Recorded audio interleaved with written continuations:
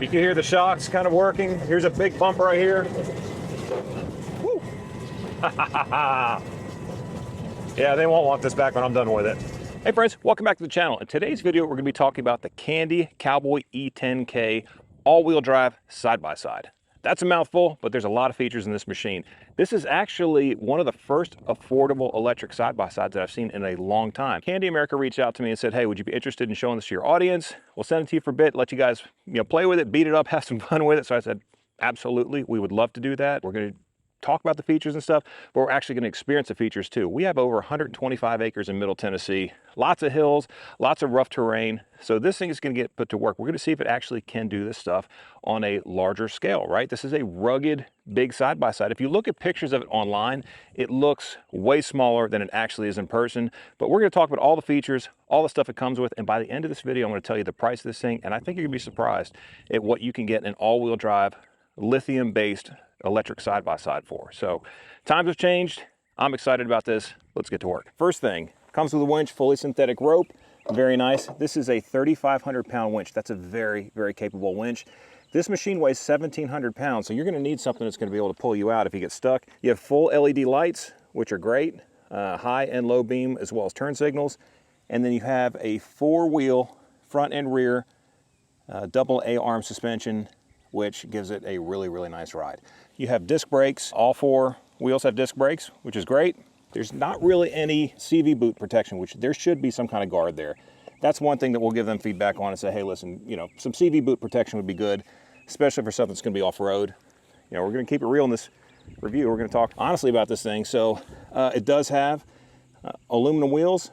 The tires that come with it are nice aggressive tires. They are 6-ply tires, so you'll have some puncture resistance. It is a very easy side-by-side to drive. They thought about a lot of that stuff. A lot of features are in here. Again, all-wheel drive, E10K. It's a 10,000 watt dual motor system. So I believe that's front and rear. Anybody out there drives Teslas, they know all about that stuff. I don't. So let's address these doors. The fact that they're open is odd. It looks cool as far as the design, but you think to yourself, well, isn't that going to kick stuff in? The unique thing about it, though, is it's perfectly situated to let air in, but kind of kick the debris out. I don't know if that's how it was designed. Maybe it's just supposed to look cool, but my experience has been it keeps you cool by letting airflow in the machine. And, maybe that should be fully closed. Y'all tell me what you think in the comments. At first, I didn't like that, but now I'm actually thinking to myself, it's really nice to have that airflow. So drive, neutral, reverse. There is no low or high. I think it'd be nice if it had a low and high because this thing is wide open. It is a very fast machine. Turn signals, high, low beams. There's your cargo bed dump. It is a power dump bed, which is nice. There's your winch, hazard lights. You have a couple knockouts if you want to add something. Okay, if you're looking at the dashboard, there's no place to put a key. So there's not like a key input. You have a key fob. So they send you two of these key fobs that go together. And you just wave it here in front of this little sensor, push start, and then the machine's on. Battery status, motor status. I mean, this is pretty cool. It'll give you a fault code. It gives you real-time motor current, motor temperature. So all of these things, I mean, this is pretty awesome to have that kind of information. Let's take this thing for a ride. Let's talk about the ride quality. And I just can't wait to take it up the gauntlet because you guys are gonna be impressed by this. It's pretty awesome. So, all right, let's do it. That power steering feels really nice. Even just sitting here, well, I mean, so far so good. And it is very, very quiet. So there's no engine rumbling. There's no noises other than just road noise. And you do hear a little bit of electric engine hum, but I mean, you're gonna have to hear the engine at some point. But we're going 20 miles an hour and I'm barely touching the accelerator. If I hit the accelerator,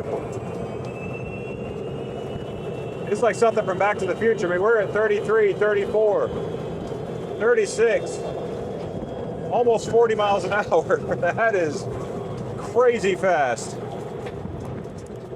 for this little electric side-by-side. Again, the power steering is really what kind of makes you realize how comfortable it is because it is just, once it gets rolling, it is super smooth.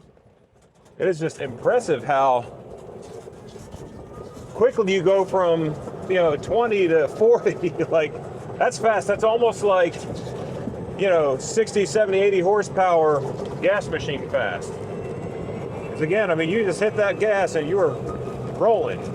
Can you really say hit that gas though if you're an electric machine? Probably not.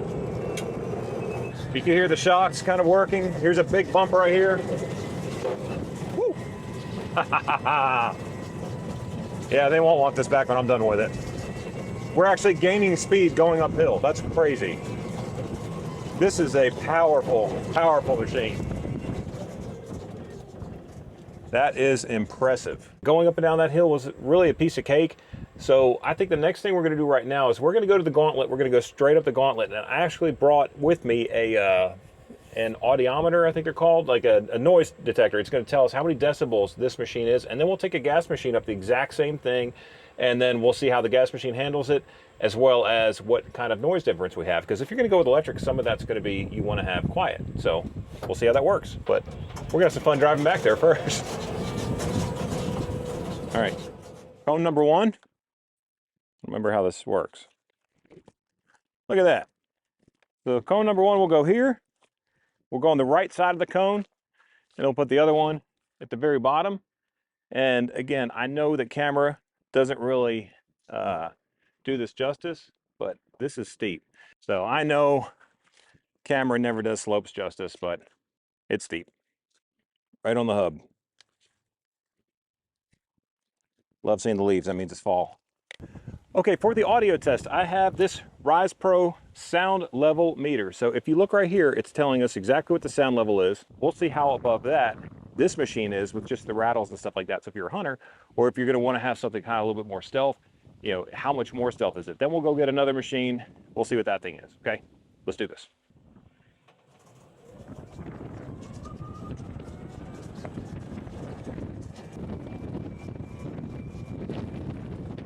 Well, I definitely just ate some hay, but it looks like I held it on 77.8, but I think we were probably around 80, 81. You guys saw it, so you guys tell me. But we went up to 24 miles per hour pretty fast, and I mean, I was laying on it. We started from an incline, and the power was not, I mean, you guys saw all of it. It didn't struggle at all. So far, I think with the torque, this has been one of the more impressive machines that I've ever taken up that hill. So if you have hills and you're considering a machine like this, I'd say you're fine. Let's look at what the temperature is doing on here. Maximum cell temperature, 82.4 Fahrenheit. That doesn't sound very hot. Motor temperature is 158. You guys tell me, I don't know. Controller temperature, 96. Is that too hot? I don't know. I mean, I wouldn't think so.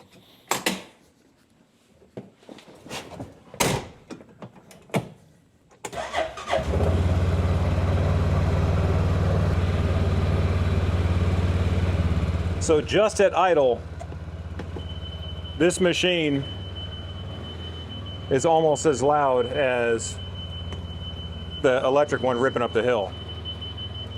And this is not a loud machine. This is actually a pretty reasonably, sorry about the beeping. I'm gonna fix that today. I'm gonna take that backup alarm off today, but at idle, yeah, this is not a super loud machine. It gets louder as the RPMs go up. This machine's built by Lanhai, so they typically have a higher RPM sound to the motor, so. All right, we're at the test track. Whew. Hayfield dander. This is not for the faint of heart of people with allergies out here. And I have allergies. So again, I think it's only fair. Let's talk about the machine. 550 T-Boss. This is a gas machine, 496 cc's. It's called a 550, but it's 496 cc's. We're gonna take this thing straight up that hill. And we're gonna let it rip.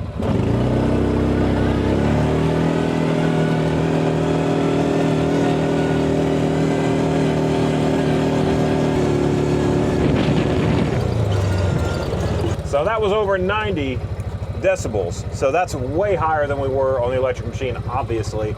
But we were in high. So you may say, well, if you were in low, maybe it would have been better. Well, let's go down and do it low. Let's let it rip.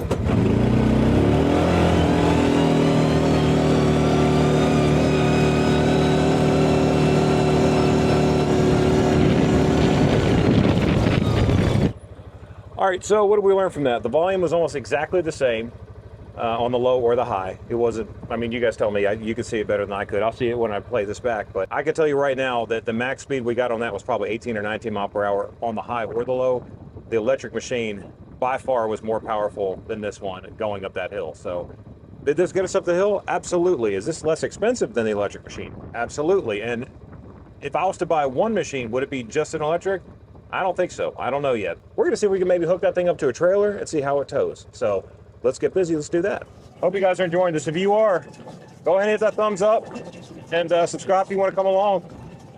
I just love machines. This channel's all about the celebration of machines, tractors, side-by-sides, things that make life easy on a big piece of property. So that was fun. Machining is good, went right in. All right, so what's nice about this is I actually bought this on Amazon. I'll put a link for it because I really do like it. It's a 2-inch ball, but you also have something you can pull on. So if you're like, trying to pull a log or a brush or something like that, I actually bought this for the Argo, just never really used it because I didn't want it to get wet.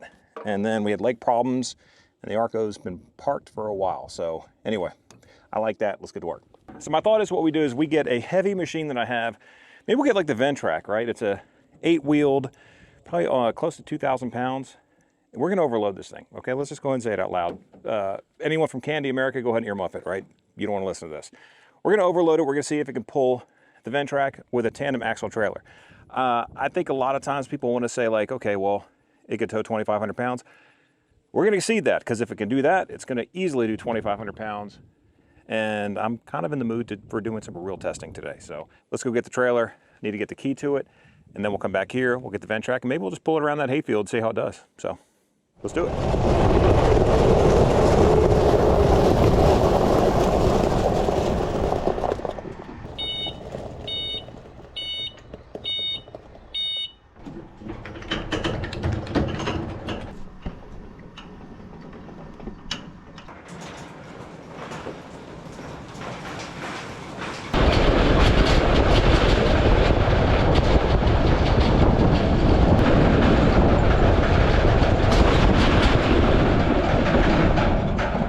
You know, I heard somebody at home, when you just said it, you're talking to the camera, and you said, well, why don't you just hook the safety chains up to this?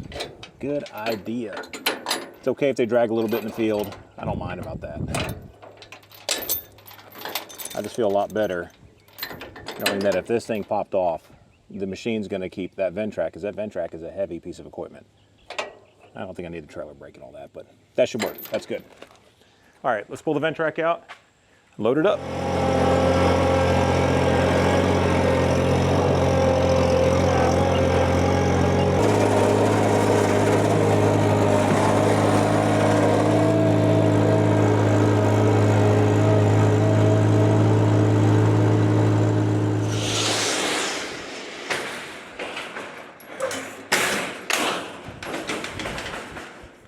Okay, this may be unfair. I'm starting to kind of feel bad about this now because that's not a very big machine compared to that tandem axle trailer with an all steel commercial articulating tractor on top. So we'll see. That's why we're here. And if it doesn't work, it doesn't work. But you know, it is what it is. Pulling the trailer, I will tell you, the machine didn't grunt at all. It was almost like the difference between pulling a trailer with the 1500 versus a 2500 truck, there was zero grunt at all. So one last check of connections. Oh, glad we checked that. That's not good. All right, glad we did a final check. Yeah, I'm not gonna sugarcoat it for you guys and take that out. This is real life, and that is exactly why you second check. Now I'll just come down the driveway, so it's not the end of the world. But before I go on a hill or something, I thought that pin went in there pretty good. Apparently not. So I think the paint on that 2-inch ball just wasn't scratched up enough to fit. All right, we're safe. All right, here's the moment of truth. Take the brake off. And we're towing a big old trailer with an electric side-by-side. So we're at 70% right now. Whew, little drag. I think we may be squatting. Let me check. Yeah, I think it's the, come up here a little bit here. I don't think it's the machine. We do have some squat going on here, but I don't think it's too bad. I think we'll be fine for this test. Now let's be honest. I don't recommend you tow this much weight with an electric side-by-side. I don't think it's smart, and I don't think it's good for the machine. First of all, the engine's doing it perfectly fine.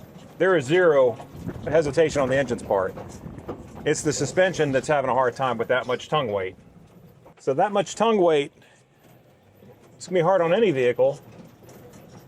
But let me see what the temperature is here. Temperature is 143, so it's not like it's overloading. The motor, I mean, this is pretty, I'm tapping the accelerator. I'm not even putting any power on it. But, you know, this Ventrac is not a light piece of equipment. It is a heavy piece of equipment. So we are definitely above what the rated amount is. So I have zero question in my mind if you can tow with the Kandi COWBOY E10K E. I think that's what it's called. Pretty impressive. Really, really impressive. The motor had zero issue whatsoever. My only concern is those rear springs, and I don't want to damage a brand new machine. So anyway, I think this is a success. The motor could do it. If you're going to be towing over what they say, you're going to have to beef up your suspension. So let's get that Ventrac off, and then I have a fun next test we're going to do that involves towing.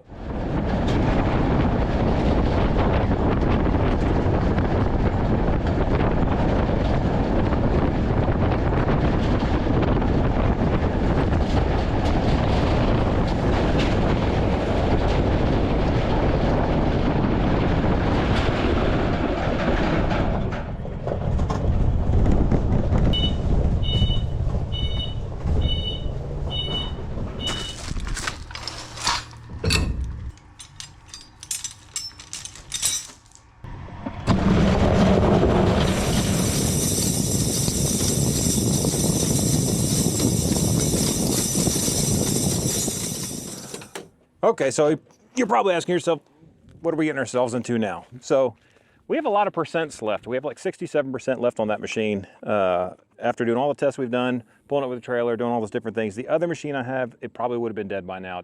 I have this, it's basically a drag. You know, on one side, it's smooth. You flip it over on the 2-inch receiver, then it gets very aggressive. I've got this hunting blind right here. I've got some hungry deer out there, and I have some seed. So what I'm gonna do is I'm just gonna pull this drag and let this machine rip into this ground, and then we'll see how much battery we use then. And then I'm gonna seed it, and then I think at that point in time, we can kind of give a good opinion of the Kandi. We haven't put a ton of hours on it today, but I've done a bunch of different things so far. And I can tell you right now, there's 2 things that I really don't like, probably 3, that we'll talk about here at the end, as well as we'll get into price. All right, let me flip this thing over so it has more aggressive forks, and then we'll get working.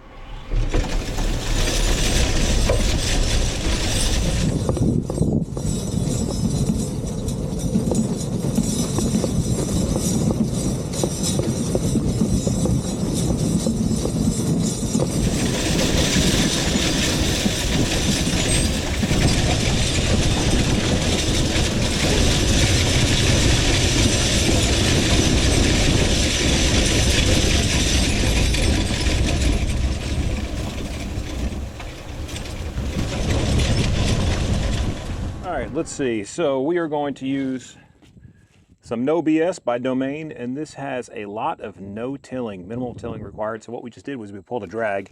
We're not here to talk about food plots today, but if somebody buys an electric side-by-side, my guess is they probably have some things they want to do with it besides just drive around. So what I hope that we showed you today, or I showed you today, is that this particular machine, it is quiet, it is electric, there's no emissions, it's a very clean running machine. Now, I'm not here to have the gas versus electric debate. I say both. If you can afford both, or you have the opportunity to drive both, go for both. Why not?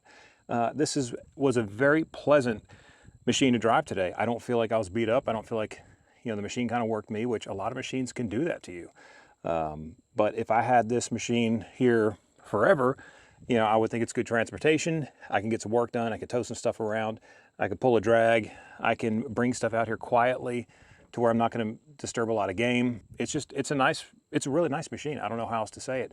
So let me put the seat out real quick, and then I'll come back, we'll wrap up, and we'll talk about price, where to buy it, and kind of how this whole thing went down. So anyway, this has been fun.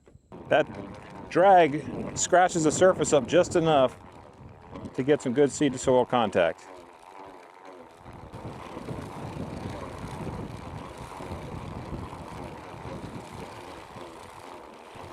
I always end up with seeds in my pockets after a day like this.